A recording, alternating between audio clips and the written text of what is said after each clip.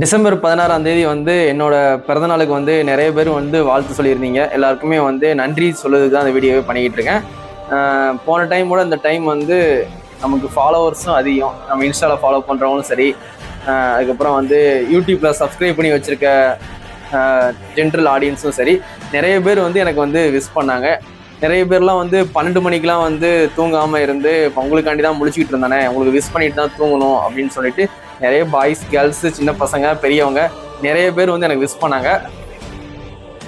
என்னோட பிறந்தநாளுக்கு இவ்வளோ சப்போர்ட் இருக்கும்னு நான் எக்ஸ்பெக்ட் பண்ணவே இல்லை.